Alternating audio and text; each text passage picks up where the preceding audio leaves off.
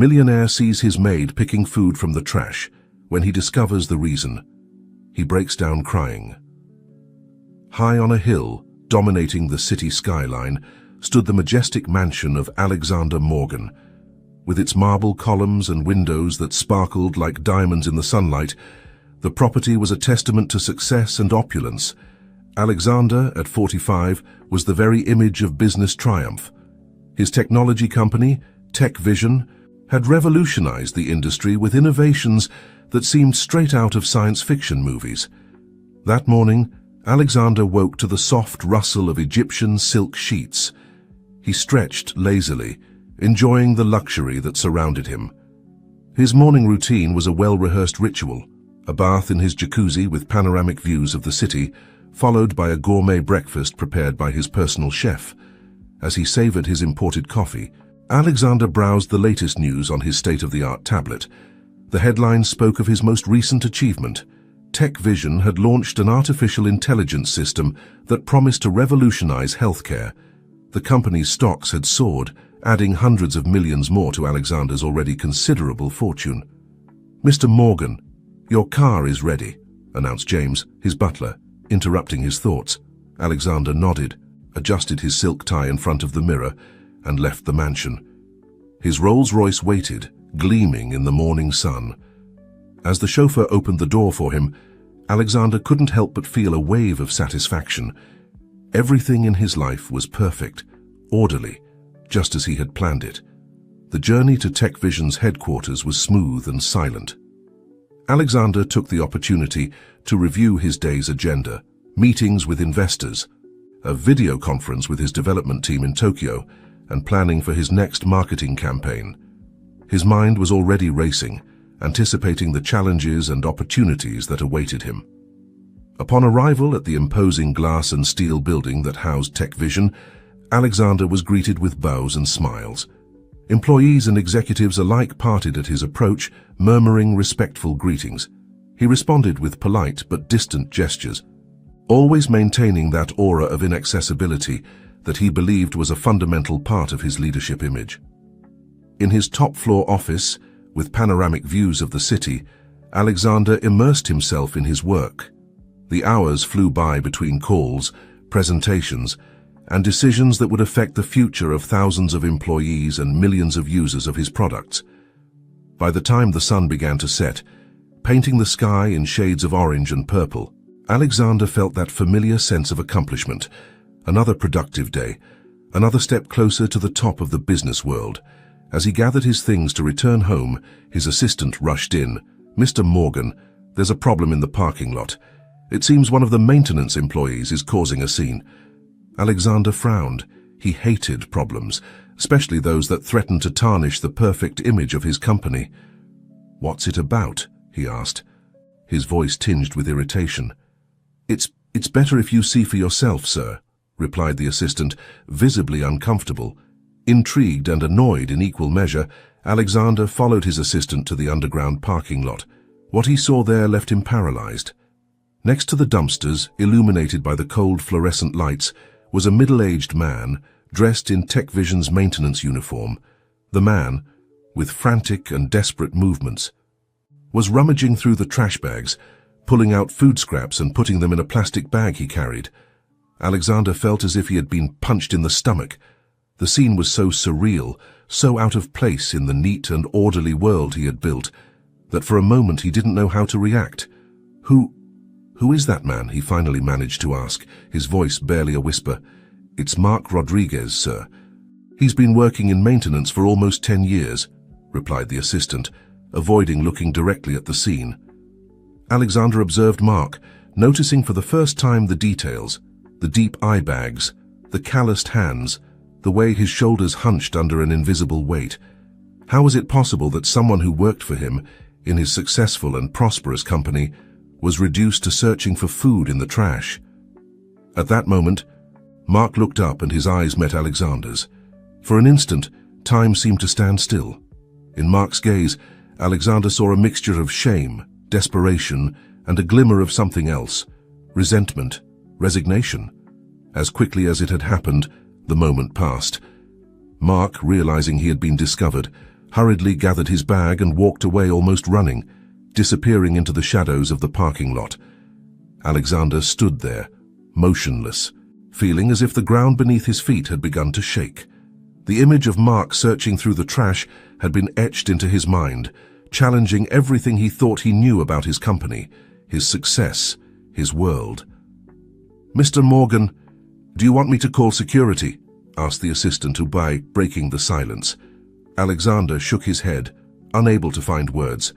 Without saying anything more, he turned and headed to his car, his mind a whirlwind of unanswered questions. As the Rolls-Royce glided through the city's night streets, Alexander looked out the window, but no longer saw the illuminated skyscrapers or luxurious storefronts. Instead, he saw Mark's face, again and again, like a persistent reminder of a reality he had chosen to ignore for too long. For the first time in years, Alexander Morgan, the technology magnate, the man who had everything, felt deeply disturbed. And as the mansion appeared on the horizon, a question echoed in his mind. What else had he been overlooking? The sound of persistent coughing woke Mark Rodriguez long before his alarm clock went off. He sat up slowly in bed, rubbing his tired eyes as he listened intently. The cough was coming from the adjacent room, where his mother, Mrs. Sarah, slept, or at least tried to sleep. Mark looked at the clock, 4:30 a.m. With a sigh, he got up and headed to his mother's small room. He found her sitting up in bed, her fragile body shaken by another coughing fit. "Mom, how are you feeling?" asked Mark, sitting beside her and gently rubbing her back. Mrs. Sarah tried to smile between coughs. "I'm fine, son. Don't worry about me. Go back to sleep. You have to work." But Mark knew she wasn't fine. His mother's lung disease had worsened in recent months, and the medications were becoming increasingly expensive. He looked around the small room, noticing the cracks in the walls, the peeling paint, the old fan that barely worked. This was not the place where his mother should be spending her final years. After making sure Mrs. Sarah took her medications and went back to sleep, Mark returned to his room.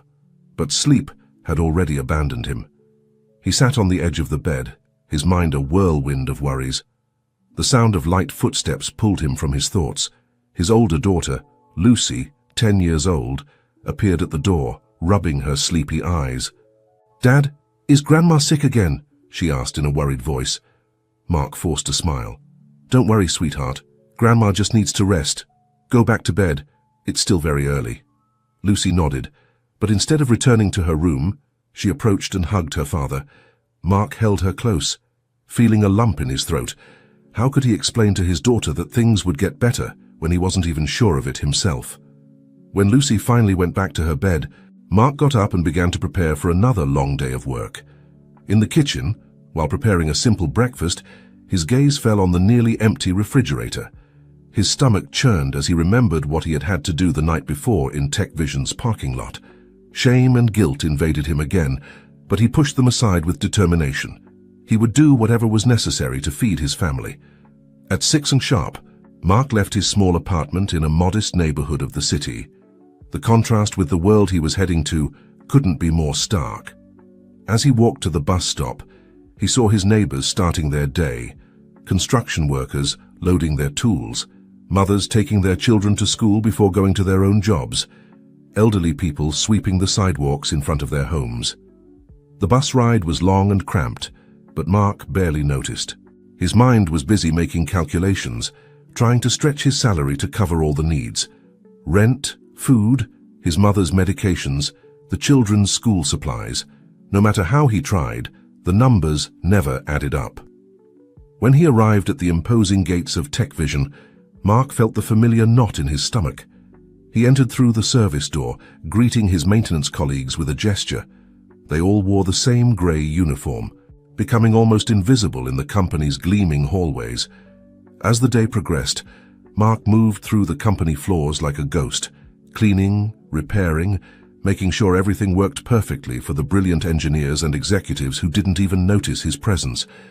Every time he passed near the cafeteria, the smell of fresh food made his stomach growl, reminding him of the scarcity at home. During his break, Mark sat in a secluded corner of the maintenance area. taking out the small lunch he had prepared, a simple sandwich and a slightly bruised apple. As he ate, he couldn't help thinking about the scene from the night before. Shame invaded him again as he remembered the look of shock on Mr. Morgan's face. "Are you okay, Mark?" asked Rose, one of his colleagues, sitting next to him. Mark forced a smile. "Yeah, just a bit tired. My mother hasn't been well." Rose nodded understandingly. "If you need anything, you know you can count on me." Mark appreciated the gesture, but he knew Rose had her own struggles. They all did here. The rest of the day passed in a haze of repetitive tasks and constant worries. When it was finally time to leave, Mark felt exhausted, physically and emotionally. But his day was far from over. On the way home, he stopped at a pharmacy to buy his mother's medications. The price had gone up again, and Mark felt a weight in his chest as he saw how little was left in his wallet after paying. Upon reaching his building, he climbed the stairs slowly, each step an effort. Before entering his apartment, he paused for a moment, took a deep breath, and put on his best smile. He didn't want his children to see his worry. "Dad!" shouted Lucy and her younger brother, Michael, 7 years old, running to hug him as soon as he entered. "My loves," responded Mark, hugging them tightly. For a moment, all his worries vanished.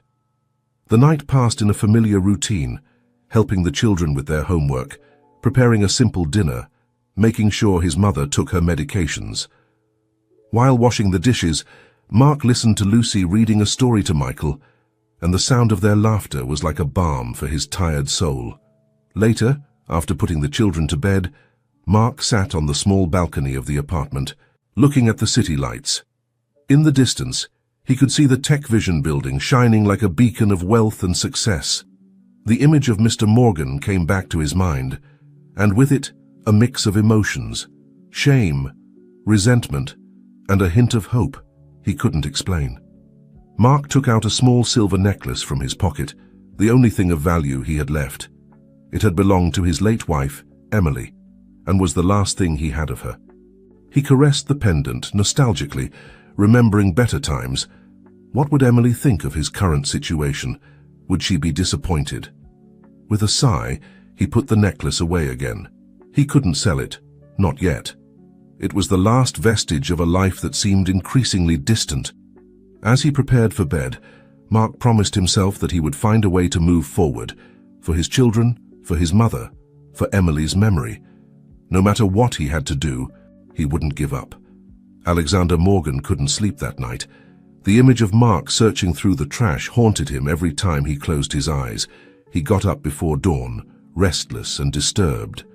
As he watched the sun rise from the balcony of his master suite, Alexander realized that something fundamental had changed in him. For the first time in years, perhaps decades, he felt truly uncomfortable in his own skin. "How is this possible?" he wondered aloud. "How can someone who works for me be reduced to searching for food in the trash?" The question echoed in his mind, challenging everything he thought he knew about his company, his success, his worldview. Determined to understand, Alexander did something he had never done before. He personally called human resources. "I need all the information you have on Mark Rodriguez from the maintenance department," he ordered, his voice betraying an unusual urgency. While waiting for the information, Alexander walked through his mansion with new eyes. Every luxury item, every comfort, now seemed to scream at him about the disparity between his life and that of people like Mark. When he finally received Mark's file, Alexander immersed himself in reading it. He discovered that Mark had been working at Tech Vision for almost a decade, always punctual, always efficient. He had 2 children and a sick mother in his care. His salary, although within market standards for his position, barely covered the basic needs of a family in the city. "How did I not realize this before?" muttered Alexander, feeling a mixture of guilt and frustration. Driven by an urgent need to do something, Alexander made an impulsive decision. He dressed in simple clothes, something he would never normally wear, and headed to the neighborhood where Mark lived. The contrast with his own neighborhood was shocking. Deteriorated buildings, narrow streets, children playing on cracked sidewalks. Alexander felt like a stranger in his own city. He found Mark's building and, after hesitating for a moment, entered. He climbed the stairs, noticing the smell of dampness, the peeling walls, the sounds of lives crammed into small spaces. In front of Mark's door, Alexander hesitated again. What was he really doing? What did he hope to achieve? Before he could decide, the door opened. "Mr. Morgan?" Mark's surprised voice snapped him out of his thoughts. Alexander found himself face to face with the man he had seen in the parking lot, but in a completely different context. Mark seemed smaller here, more vulnerable, with deep eye bags and an expression of confusion and alarm. "Mark, I came to talk to you," said Alexander, surprised by the insecurity in his own voice. Mark, visibly uncomfortable, looked both ways down the hallway before inviting Alexander in. The interior of the apartment was small but clean, with worn but well cared for furniture. From a nearby room, the sound of persistent coughing could be heard. "My mother," explained Mark, noticing Alexander's look. "She's sick." Alexander nodded, feeling increasingly out of place. What right did he have to invade Mark's private life like this? "Mark, about what I saw last night," Alexander began, but stopped when he saw the expression of shame and fear on Mark's face. "Mr. Morgan, please, don't fire me," begged Mark, his voice barely a whisper. "I need this job. My family depends on me." The plea hit Alexander like a punch to the stomach. How had it come to this? How could a hard-working man fear so much for his livelihood? "I'm not here to fire you, Mark," said Alexander, trying to maintain his composure. "I'm here because I want to understand. I want to know how I can help." The surprise on Mark's face was evident. For a moment, both men looked at each other, not knowing what to say. The silence was broken by the sound of the door opening. "Dad, I forgot my math book." A girl's cheerful voice cut off abruptly upon seeing the stranger in their living room. "Lucy, honey, this is Mr. Morgan, my boss," explained Mark, the discomfort evident in his voice. Lucy looked at Alexander with a mixture of curiosity and wariness. "Are you the owner of the company where my dad works?" she asked directly. Alexander nodded, surprised by the girl's frankness. "That's right." "Then can you give my dad a raise?" Lucy continued, ignoring Mark's warning look. "He works very hard, you know, and we need money for Grandma's medicines." "Lucy," intervened Mark, mortified. "Go to school. We'll talk later." The girl left reluctantly, but not before casting a final inquisitive look at Alexander. The silence that followed was dense, loaded with unexpressed emotions and uncomfortable realities. Alexander looked around, noticing for the first time the details, the family photos on the walls, the worn toys in a corner, a table with school books and unpaid bills. "Mark," Alexander began, his voice softer than it had ever been in a business conversation, "I want you to know that what I saw last night, it made me realize that I've been blind to many things. I want to help, not just you, but all Tech Vision employees who might be going through similar situations." Mark looked at him with a mixture of hope and skepticism. "Mr. Morgan, I appreciate your concern, but why now? Why me?" The question hit Alexander hard. Why now? Why had he needed to see something so extreme to realize the reality of his employees? "Because I've been living in a bubble, Mark," admitted Alexander, surprised by his own honesty. "And it's time for that to change."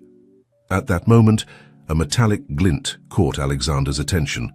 Mark was wearing a necklace, a simple silver pendant hanging from his neck. For some reason, that necklace seemed strangely familiar to Alexander, but he couldn't place why.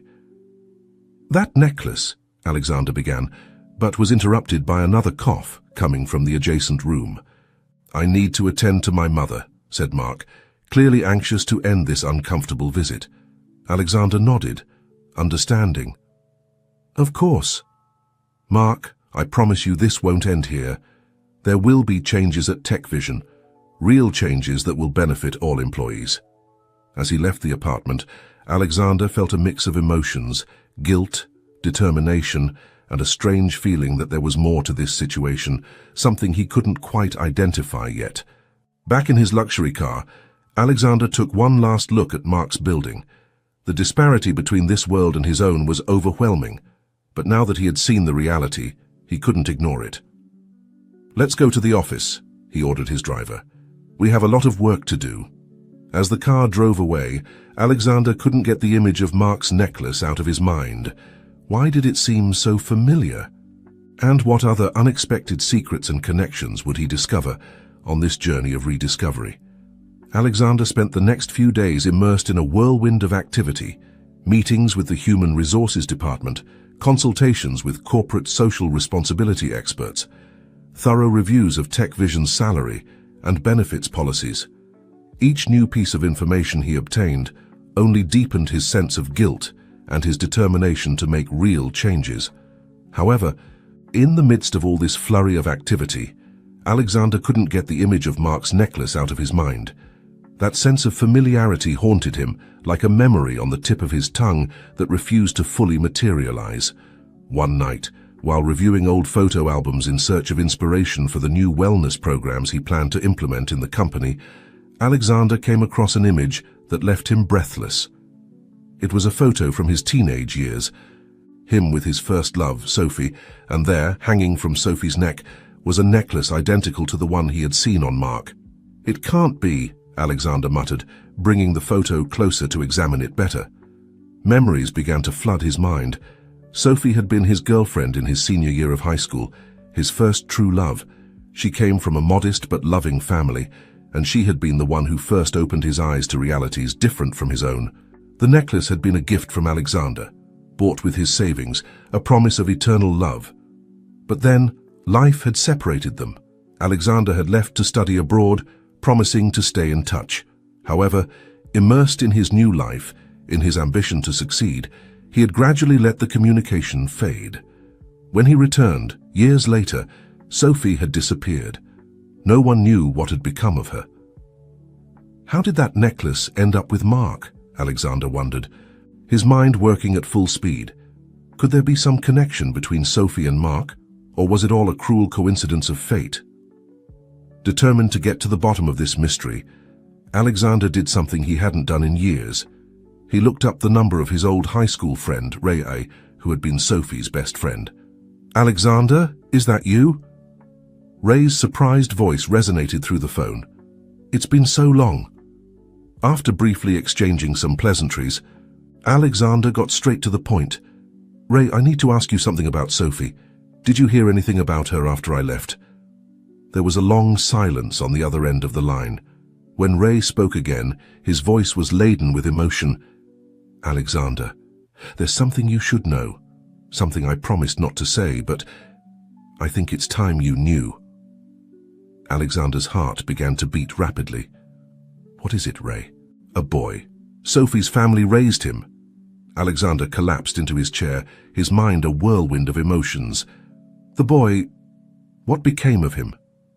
"The last I heard, his name was Mark Rodriguez, like Sophie's maiden name."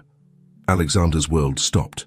Mark, his employee, the man he had seen searching through the trash, the man whose poverty had shaken him to his core. Could he be his son? "Ray, I need you to tell me everything you know," said Alexander, his voice barely a whisper. As Ray told him everything he knew about Sophie's fate and her son, Alexander felt his entire life being rewritten.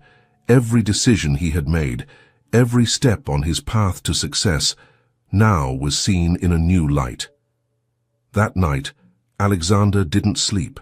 He stayed awake, looking at old photos of Sophie, trying to see Mark's features in them. How had he not noticed before?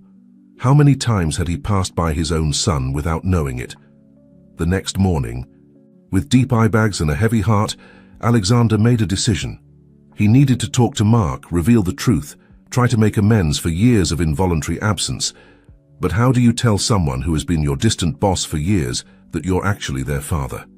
How do you repair a lifetime of absence and neglect? Alexander spent the next few days in a state of constant agitation.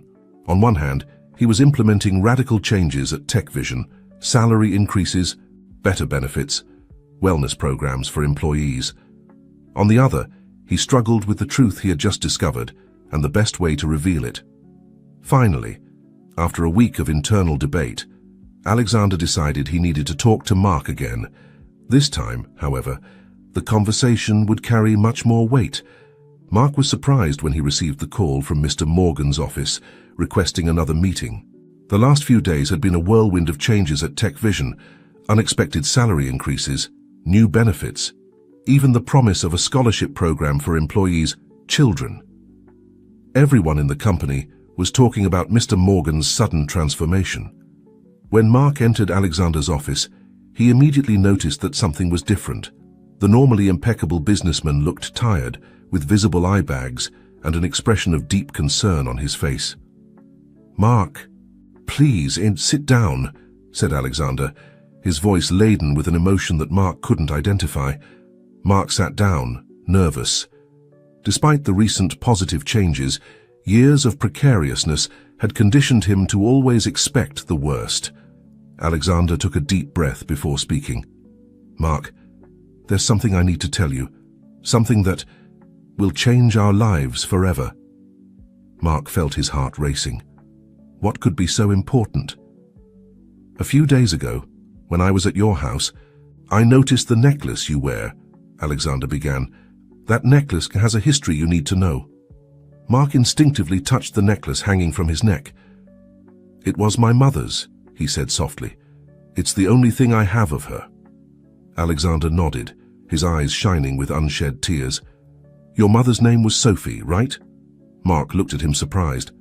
"Yes, how do you know?" "Because I gave it to her," Alexander replied, his voice barely a whisper.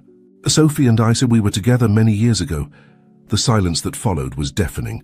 Mark looked at Alexander with a mixture of confusion and growing understanding. "What are you saying?" Mark asked, his voice trembling. Alexander stood up, unable to keep still. "Mark, a few days ago I discovered something that has changed everything I thought I knew about my life. Sophie, your mother, was pregnant when we separated. I didn't know. I left to study abroad and we lost touch. When I returned years later, she had already died," Mark completed, his voice barely audible. Alexander nodded, tears now freely running down his face. "Mark, what I'm trying to tell you is that I am your father." The world seemed to stop for Mark. Alexander's words echoed in his mind, challenging everything he thought he knew about his life, his identity, his place in the world. "No," said Mark, standing up abruptly. "It can't be. This is crazy." "I know it's hard to believe," said Alexander, taking a step towards Mark. "But I swear to you, it's the truth. I've spent the last few days investigating, talking to old friends. Everything fits, Mark. You are my son." Mark stepped back, his mind a whirlwind of emotions, anger, confusion, disbelief, and a hint of something he didn't want to admit. Hope. "And what do you expect me to do with this information?" Mark snapped. "Do you think this changes anything? That I'll suddenly forget years of struggle, of seeing my family suffer while you lived in your mansion?" Alexander lowered his head, guilt visible in every line of his face. "I don't expect you to forgive me, Mark. I don't deserve your forgiveness, but I needed you to know the truth, and I want to try to be part of your life, if you'll allow me." Mark remained silent, processing everything he had just heard. His mind traveled to his childhood, to the stories his grandmother told him about his mother, to the nights when he wondered what it would be like to have a father. "I need time," Mark finally said. "This is too much." Alexander nodded, understanding. "Of course. Take all the time you need. I'll be here when you're ready to talk." Mark headed towards the door, but before leaving, he stopped and turned to Alexander. "One more thing," he said, his voice laden with emotion. "My family, my children and my mother, they are my life. If this is true, if you really are my father, I need to know that they will be okay." "I promise you, Mark," Alexander responded fervently. "I will do everything in my power to ensure that your family has everything they need." Mark nodded briefly and left the office, leaving Alexander alone with his thoughts and the weight of years of involuntary absence. Meanwhile, in Mark's small apartment, Lucy and Michael played unaware of the drama unfolding. Mrs. Sarah, from her room, coughed softly, her thoughts with the son who worked so hard to keep the family afloat. None of them could imagine how their lives were about to change, how fate had woven a web of connections that now, finally, came to light. The following days were a whirlwind of emotions for Mark. Every morning he woke up, hoping it had all been a dream, only to be hit again by the reality of the situation. His boss, the man he had always seen as a symbol of everything that was out of his reach, was actually his biological father. At work, Mark felt the curious glances of his colleagues. The changes at TechVision had been quick and drastic, and everyone wondered what role Mark played in all of this. Rumors ran like wildfire, but no one dared to ask directly. For his part, Alexander immersed himself in work with renewed energy. He implemented wellness programs, reviewed all company policies, and even initiated a foundation to help low-income families. But every decision, every action, was tinged by the weight of his recent discovery. One afternoon, as Mark was cleaning one of the executive floors, he came face to face with Alexander. The moment was awkward, loaded with unspoken words and contained emotions. "Mark," Alexander began, his voice soft. "How are you?" Mark visibly tensed. "I'm working, sir." Alexander winced at the formality. "Mark, please, you don't have to call me sir. Well, you know." "With all due respect," Mark replied, his voice controlled. "I'm still processing all of this. I can't just forget years of everything." Alexander nodded, understanding. "I understand. I just want you to know that I'm here. When you're ready to talk." Mark nodded briefly and continued with his work, leaving Alexander with a mixture of frustration and sadness. That night, at home, Mark could no longer contain the weight of the truth. He sat his mother and children in the small living room, and Yachas, with a trembling voice, told them everything. Mrs. Sarah listened in silence, tears rolling down her cheeks. When Mark finished, she slowly stood up and hugged him tightly. "My boy," she whispered. "Your mother would be so proud of you. You've been strong for so long." Lucy, with the wisdom that only a child can have, asked, "Dad, does this mean we'll be rich now?" Mark couldn't help but laugh, despite the tears in his eyes. "It's not that simple, sweetheart. Money isn't everything. But it could help with Grandma's medicines," added Michael, surprising everyone with his insight. Mark looked at his family, feeling a mixture of love, pride, and fear. How would this change their lives? Were they prepared for what was to come? Meanwhile, in his mansion, Alexander spent another sleepless night. He looked at old photos of Sophie, trying to imagine what his life would have been like if he had known the truth so many years ago. Remorse consumed him, but he also felt a spark of hope. Maybe, just maybe, it wasn't too late to be the father Mark deserved. The next morning, Alexander made a decision. He couldn't change the past, but he could try to build a better future. With determination, he began making calls and pulling strings. If Mark wasn't ready to accept him as a father, perhaps he could demonstrate his sincerity through actions. In the following days, mysterious changes began to occur in Mark's life. A renowned specialist arrived to treat Mrs. Sarah, offering his services for free. Lucy and Michael received full scholarships to one of the best schools in the city. Even the old building where they lived began to be renovated, with improvements that benefited all residents. Mark observed these changes with a mixture of gratitude and wariness. He knew Alexander was behind all of this, and part of him wanted to reject it all, but seeing the smile on his mother's face, hearing the excitement in his children's voices, it was hard not to feel grateful. One night, as Mark was walking through the park near his house, he ran into Alexander. It wasn't a coincidence. Alexander had been waiting, hoping for the right moment to talk. "Mark," Alexander said softly, "I know I can't change the past, but I want you to know that I'm committed to being part of your life, of your children's lives, if you'll allow me." Mark remained silent for a long moment, looking at the horizon.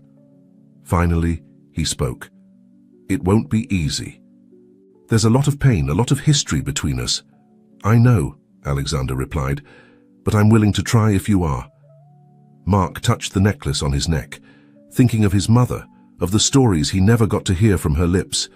He thought of his children, of the future they could have, and he thought of himself, of the boy who always wondered why he didn't have a father. "Maybe," Mark finally said, "we could start with a dinner, you, me, and my family." Alexander's smile lit up his face. "I'd love that, Mark, more than you can imagine." As the two men walked together through the park, tentatively talking about future plans, Mark's necklace sparkled under the moonlight. It was a symbol of a shared past, of lost and found love, and of the promise of a new beginning. The story of Alexander and Mark was just beginning, full of challenges and possibilities. But for the first time in a long time, both felt something they had lost long ago: hope. The dinner Mark had proposed became an event loaded with expectations and nervousness for everyone involved. Alexander, accustomed to handling board meetings and multi-million-dollar negotiations, found himself surprisingly anxious at the prospect of sharing a meal with his newly discovered son's family. Mark, for his part, was torn between curiosity and wariness. Part of him yearned to know more about his biological father, about the love story that had led to his existence. Another part feared that this new bond could somehow threaten the life he had built with so much effort. The night of the dinner arrived, and Mark's small apartment buzzed with activity. Mrs. Sarah, feeling better thanks to the new treatments, insisted on cooking herself, filling the house with aromas of her famous stew. Lucy and Michael ran back and forth, half excited, half nervous at the prospect of meeting their newly discovered grandfather. When the doorbell rang, an expectant silence fell over the house. Mark opened the door to find Alexander there, dressed casually but elegantly, holding a bouquet of flowers and a bag of gifts. "Good evening," said Alexander, his voice betraying a slight tremor. "I hope I haven't arrived too early." Mark shook his head, inviting him in. "You're right on time. Come in. Please." As he entered the living room, Alexander immediately found himself surrounded by the warmth and organized chaos of a real family. Mrs. Sarah came out of the kitchen, drying her hands on her apron. "Mr. Morgan," she said, her voice mixing respect and a hint of maternal challenge. "Welcome to our home." Alexander approached her, offering her the flowers. "Please, call me Alexander, and thank you for welcoming me into your home." Lucy and Michael, who until that moment had been hiding behind the sofa, approached shyly. Alexander crouched down to be at their level, smiling softly. "Hello," he said, his voice full of contained emotion. "You must be Lucy and Michael. It's a pleasure to meet you." Lucy, always the bravest, stepped forward. "Is it true that you're our grandfather?" Alexander nodded, his eyes shining with unshed tears. "That's right, although it's new for me too. I hope we can get to know each other better." Michael, still shy, moved a little closer. "Do you really have a mansion, with a pool and everything?" Mark was about to scold Michael for his direct question, but Alexander let out a genuine laugh. "Yes, I have a big house with a pool. Maybe someday you can visit it, if your parents agree." The dinner progressed in an atmosphere of initial caution that gradually gave way to tentative warmth. Mrs. Sarah, initially wary, found herself sharing anecdotes from Mark's childhood, while Alexander listened attentively to every word, trying to reconstruct in his mind the lost years. As the night progressed, the conversations became deeper. Mark, encouraged by the relaxed atmosphere, dared to ask the question that had been on his mind. "Alexander," he began, his voice soft but firm, "could you tell me more about my mother? About how you met? What she was like?" An expectant silence fell over the table. Alexander took a sip of water, preparing to respond. "Sophie was extraordinary," he began, his voice laden with emotion. "We met in our senior year of high school. I was the typical rich kid, arrogant, believing the world revolved around me. She taught me to see beyond my bubble." As Alexander spoke, painting with his words the image of a young Sophie full of life and compassion, Mark felt that a part of himself, a part that had always been incomplete, began to fill. "She had this gift," Alexander continued. "She could see the best in people, even when they couldn't see it themselves. It was she who inspired me to want to use technology to make the world a better place, although it took me years to remember that lesson. Mrs. Sarah, who had been listening attentively, intervened. Sophie always spoke of you with affection, even after you left. She never wanted Mark to grow up with resentment. These words hit Alexander hard. I didn't deserve her kindness. If only I had known. Mark, seeing the pain in Alexander's eyes, felt something soften inside him. We can't change the past, he said softly, but maybe we can build something new from here. The evening continued, with shared stories, tentative laughter, and, little by little, the formation of new bonds. When it came time for Alexander to leave, the atmosphere was notably different from the beginning of the night. At the door, Alexander paused and looked at Mark. "Thank you," he said simply, "for giving me this opportunity." Mark nodded, a small smile on his lips. "It's a start." As Alexander walked away, Mark stood at the door, watching him. The necklace around his neck seemed to weigh a little less, as if part of the burden he carried had been lightened. Inside, Lucy and Michael bombarded Mrs. Sarah with questions about their new extended family, while she tried to answer with patience and wisdom. In the days and weeks that followed, small changes began to manifest. Alexander, true to his word, continued his efforts to improve the living conditions, not only of Mark's family but of all Tech Vision employees. He implemented continuing education programs, improved benefit packages, and established an emergency fund for employees in difficult situations. Mark, for his part, began to slowly open up to the idea of having Alexander in his life. He accepted Alexander's offer to pay for night classes so he could complete his education, a dream he had abandoned long ago due to circumstances. However, not everything was perfect. There were moments of tension, misunderstandings, and old resentments that occasionally surfaced. The gap between their worlds, although closing Cries, was still significant. One day, as Mark was studying in the Tech Vision library, a new benefit for employees, he ran into Patricia, Alexander's personal assistant. She looked at him with a mixture of curiosity and something that seemed almost resentment. "So you're the famous Mark," she said, her tone seemingly kind but with a hidden edge, "the lost son of the great Alexander Morgan." Mark tensed, unsure how to respond. Yes, I suppose so." Patricia leaned in closer, lowering her voice. "I just hope you know how lucky you are. Some of us have worked our entire lives to get where we are, and you simply appear." Before Mark could respond, Patricia walked away, leaving him with a feeling of unease. It was a reminder that, despite the progress, there was still a long way to go. That night, as he had dinner with his family, Mark remained unusually quiet. Lucy, perceptive as always, noticed his mood. "Is something wrong, Dad?" she asked, her big eyes full of concern. Mark looked at his daughter, then at Michael and his mother. These were the people he had fought for all his life. How could he explain to them the complicated emotions he was experiencing?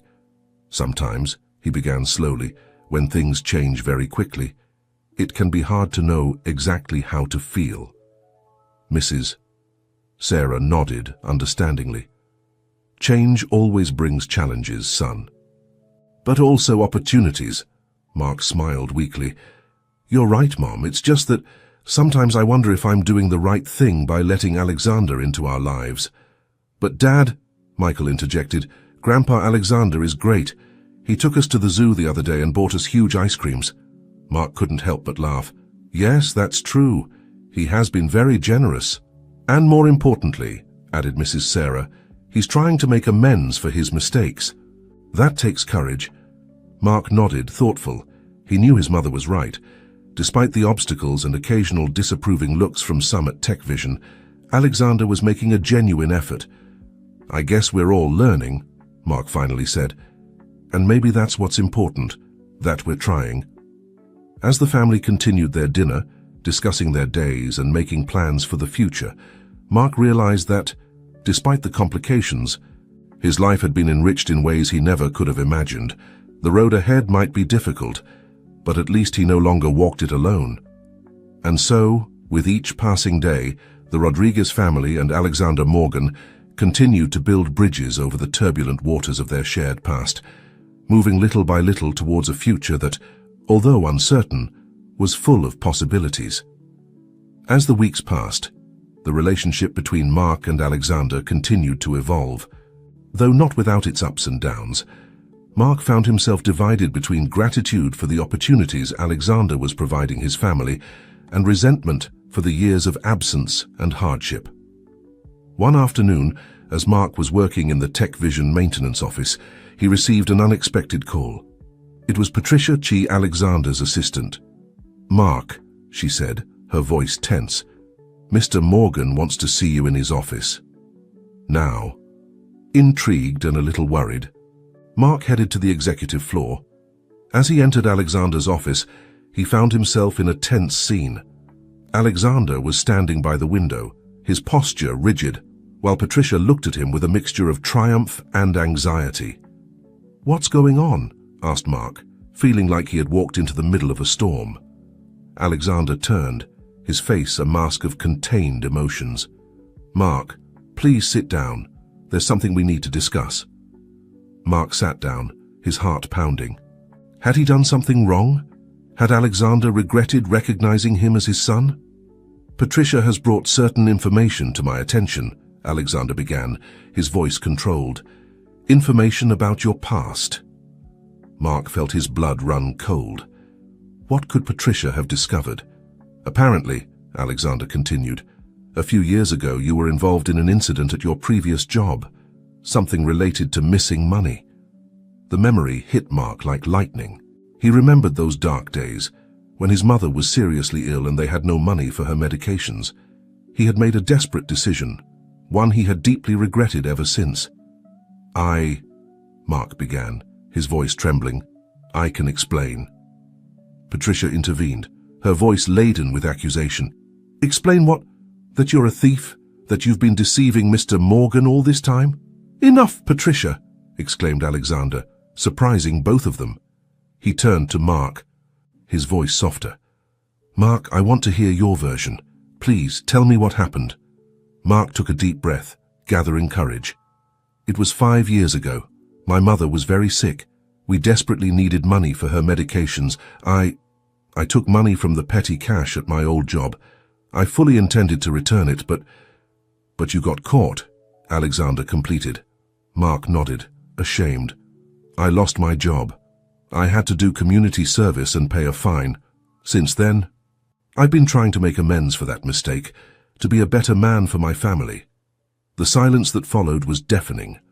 Patricia looked triumphant, clearly expecting Alexander to fire Mark on the spot, but Alexander's reaction surprised them both. "Mark," he said softly, "thank you for being honest with me. I know what it's like to make desperate decisions when you feel you have no other choice." He turned to Patricia, his voice taking on a tone of authority. "Patricia, I appreciate your diligence, but in the future I ask that you bring this type of information directly to me in private. You may go." Patricia left the office, clearly disconcerted by the turn of events. Once alone, Alexander sat next to Mark. "Son," he said, the words still sounding strange but sincere, "we all make mistakes.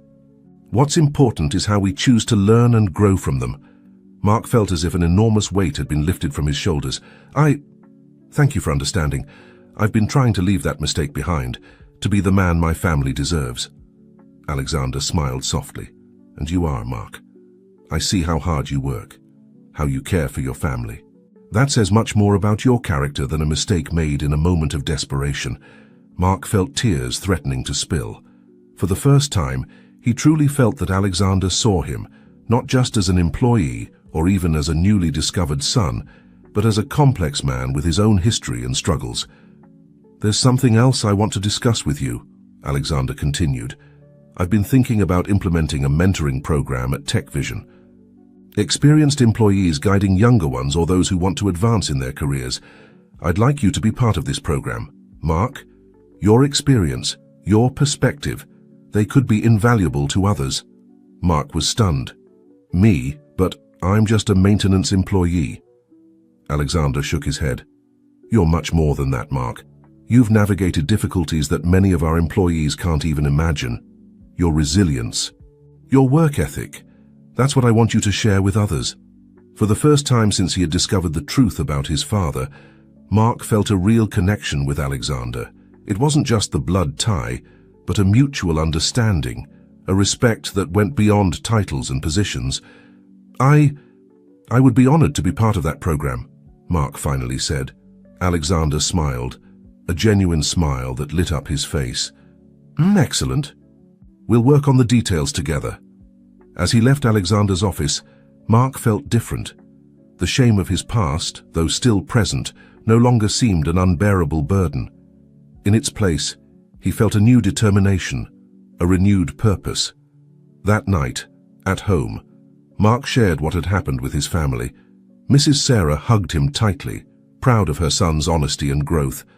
Lucy and Michael, though not fully understanding the situation, felt the importance of the moment. Thanks, does this mean you'll work in a fancy office like Grandpa Alexander now? Michael asked excitedly.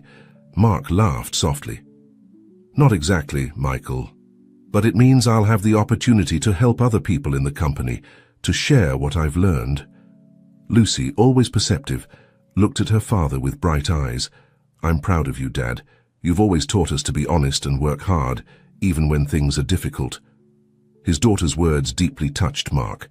He realized that, despite all the challenges they had faced, he had managed to pass on important values to his children. Thank you, my love, he said, hugging Lucy. We're all learning and growing together. The following months were a period of transformation for Mark and his family.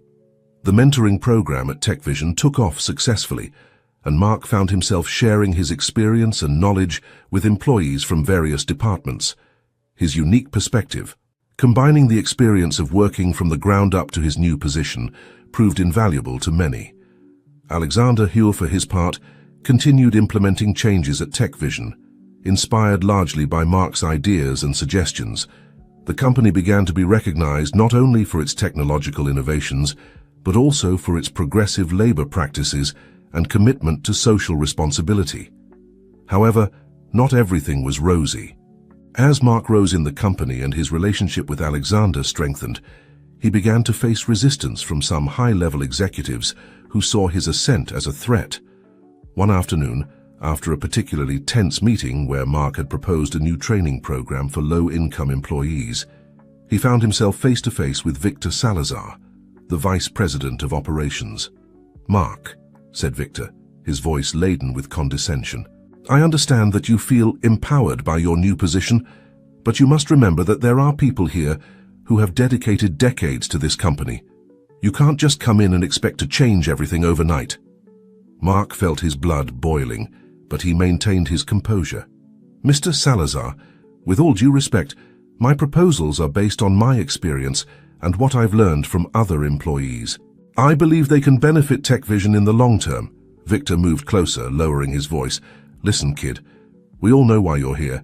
Being Alexander's lost son may have given you a fast pass, but don't be confused. This is a business, not a charity.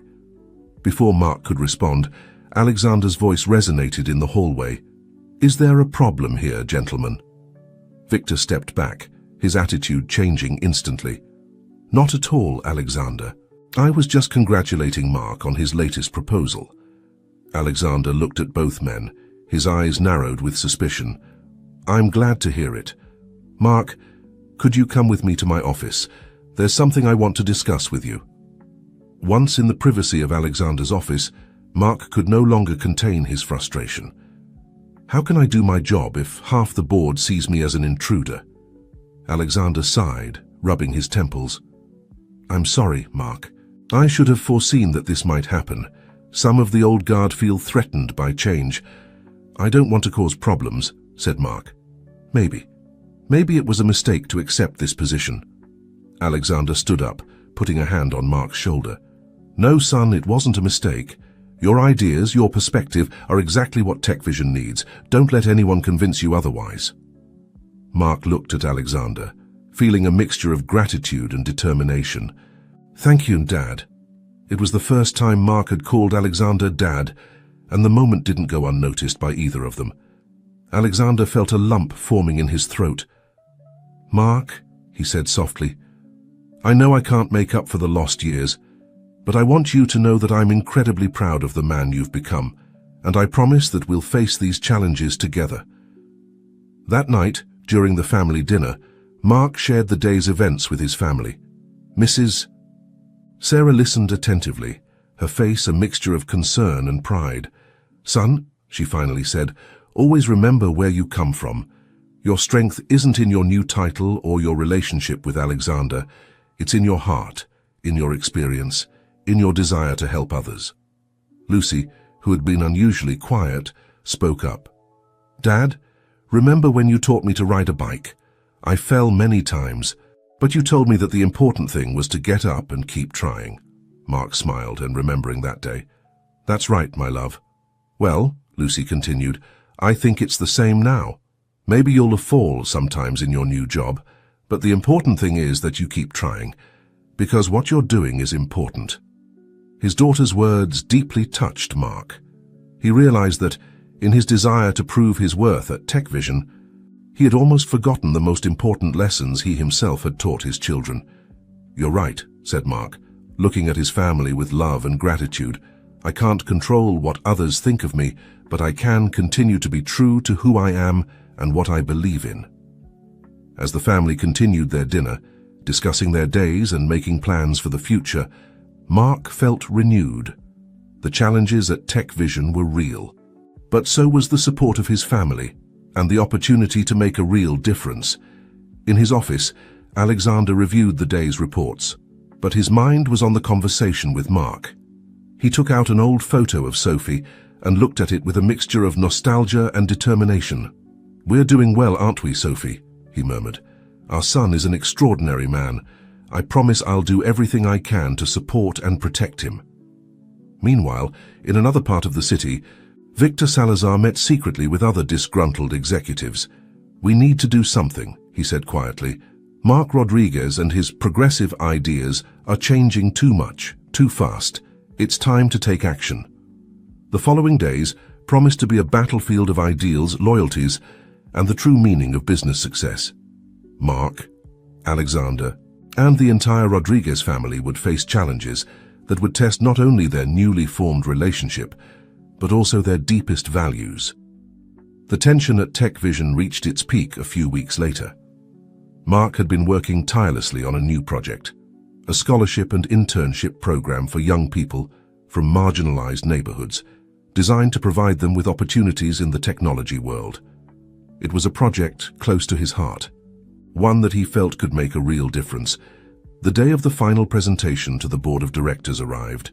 Mark, nervous but determined, presented his proposal with passion and detail.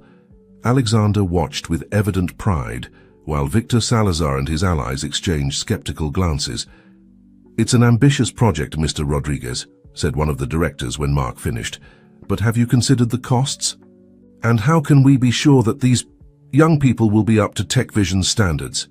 Mark was prepared for this question. "The initial costs may seem high, but in the long term, this program will provide us with a diverse and talented pool of new employees. As for the standards, I myself am living proof of what someone can achieve when given an opportunity."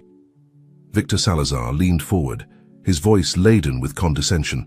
"Mark, we appreciate your enthusiasm. But TechVision is a top-tier technology company, not a charity organization. Perhaps you should consider starting a separate foundation for these personal projects." Mark felt his blood boiling, but before he could respond, Alexander intervened. "Victor," he said, his voice calm but firm, "TechVision's purpose has always been to innovate and improve lives. Mark's project fits perfectly with that mission. Moreover, other tech companies are already implementing similar programs with great success." The discussion heated up, with the board divided between those who supported Mark and Alexander's vision and those who resisted change. Finally, it was decided to postpone the decision for a future meeting. As they left the boardroom, Mark felt discouraged. Alexander caught up with him in the hallway. "Don't be discouraged, son," he said softly. You've planted an important seed today. Sometimes change takes time. Mark nodded, grateful for the support. Thanks, Dad. I just hope I'm not causing more problems than solutions. On the contrary, Alexander replied, you're challenging the status quo, and that always makes some people uncomfortable, but it's necessary for progress. That night, as Mark was sharing the day's events with his family, the doorbell rang. To everyone's surprise, it was Alexander. I hope I'm not interrupting, he said, a bit uncomfortable. I felt I needed to talk to all of you. Mrs. Sarah invited him in, and soon the whole family was gathered in the small living room. Alexander looked at each of them before speaking. I want you to know that I'm fully committed to Mark's project, he began. But more than that, I'm committed to this family. It's been months since I discovered the truth about Mark, and every day I realize how fortunate I am to have this second chance. Lucy, always direct, asked her, does that mean you're going to come to dinner more often, Grandpa? Alexander laughed, feeling some of the tension dissipate. I'd love to, if you'll have me. As the night progressed, the conversation flowed more easily. Mark watched as Alexander interacted with his children, answering their questions about technology and sharing stories from his youth. For the first time, it really felt like a united family. However, the peace of the family night was interrupted by an urgent phone call. It was Patricia, Alexander's assistant. Mr. Morgan, she said, her voice tense. There's been a leak.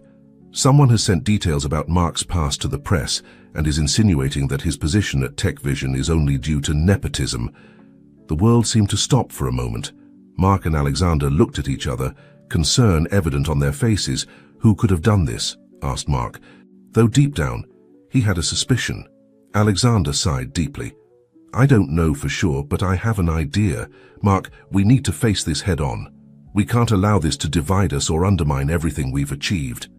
Mark nodded, feeling a mixture of fear and determination. You're right. We can't hide from the truth. Mrs. Sarah, who had been listening attentively, intervened.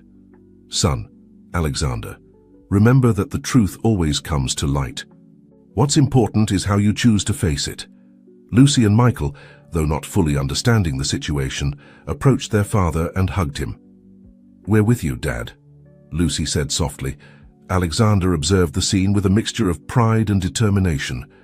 We'll face this together as a family. The following days were a whirlwind of activity.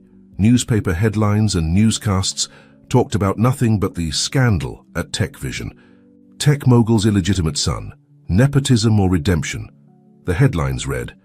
Mark felt overwhelmed. Every time he left the house, he felt the stares and whispers of neighbors. At TechVision, some colleagues avoided him, while others offered words of support. Alexander, for his part, faced the board of directors and shareholders, many of whom demanded explanations and immediate action. It was in the midst of this chaos that Alexander made a bold decision. He called a press conference, but with one condition: Mark would be by his side. The day of the conference arrived. The room was full of journalists and cameras. Mark, dressed in a suit Alexander had given him, felt out of place but determined. Alexander approached the podium with Mark by his side. He took a deep breath before beginning. Good afternoon, everyone. I appreciate your presence here today. In recent days, many stories and rumors have circulated about my relationship with Mark Rodriguez and his position at TechVision. We're here today to tell the truth, the whole truth.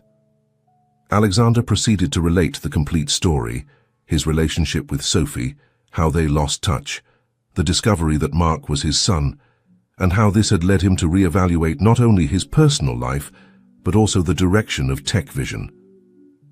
Yes, I made mistakes in the past, Alexander continued, mistakes that caused suffering to people who didn't deserve it, but I'm here today not to ask for forgiveness, but to demonstrate how we're turning those mistakes into something positive. Then, to everyone's surprise, Alexander handed the microphone to Mark. Mark, nervous but determined, began to speak. My name is Mark Rodriguez. Until a few months ago, I was a maintenance employee at TechVision, struggling to support my family. Yes, I made a mistake in my past, a mistake born of desperation and love for my sick mother. But that mistake doesn't define me. What defines me are the lessons I've learned, the hard work I've done, and the desire to create a better world for my children and for all those who, like me, have faced difficulties. Mark continued talking about the programs he had proposed at TechVision, about how his life experience had given him a unique perspective on the needs of employees and the community. "I'm not here because of nepotism," Mark concluded. "I'm here because I believe in the power of second chances, in the importance of diversity of perspectives in the workplace, and in TechVision's potential to be not just a successful company, but also a force for good in our society." When Mark finished speaking, there was a moment of silence in the room. Then, to everyone's surprise, someone began to applaud. Soon, the entire room was filled with applause. Alexander, with tears in his eyes, hugged Mark in front of all the cameras. "I'm proud to call you my son," he said, loud enough for the microphones to catch it. Questions from journalists poured in, but Alexander and Mark handled them with honesty and grace. By the time the conference ended, the narrative had changed. It was no longer a story of scandal, but one of redemption, of second chances, and of a company that dared to think differently. In the days that followed, the public reaction was overwhelmingly positive. TechVision's stocks, which had initially fallen with the scandal, began to rise again. More importantly, other companies began to contact TechVision, interested in implementing programs similar to those proposed by Mark. However, not everything was resolved. Victor Salazar and his allies on the board of directors remained a thorn in Alexander and Mark's side. They knew that the battle for TechVision's soul was not yet over.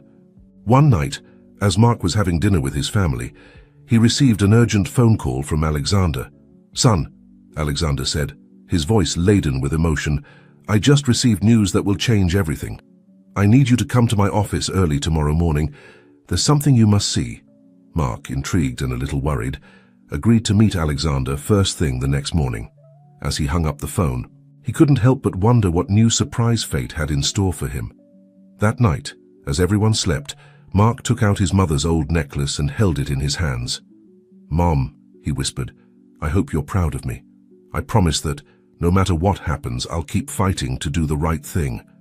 With that promise in his heart, Mark went to sleep, not knowing that the next day, a final revelation would change the course of his life and the future of TechVision forever.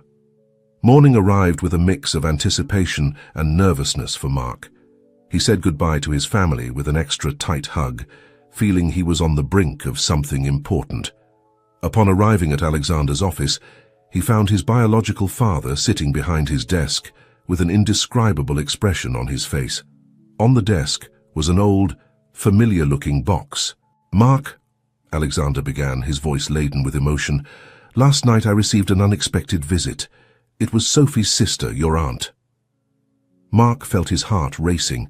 He barely remembered his aunt. She had distanced herself from the family shortly after Sophie's death. Alexander continued, "She brought me this box. It belonged to your mother and, well, I think you should see it for yourself."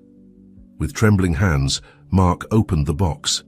Inside he found letters, photographs, and a diary. But what caught his attention most was a sealed envelope with his name written in his mother's elegant handwriting. "Read it," Alexander gently encouraged. Mark opened the envelope and began to read. "My dear Mark, if you're reading this, it means I'm no longer with you. There are so many things I wish I could tell you, so many hugs I wish I could give you. But time is short, and there's something important you need to know. Your father, Alexander, doesn't know about your existence. I made the difficult decision not to tell him when he left to study abroad. I didn't want him to abandon his dreams for us. Perhaps it was a mistake, but it was a decision made out of love. But there's something else, something that could change everything. Before I met Alexander, I worked as an intern at the company that would eventually become TechVision. During my time there, I discovered something. The technology that catapulted the company to success was not created by the original founders. It was the work of a group of young interns, including myself.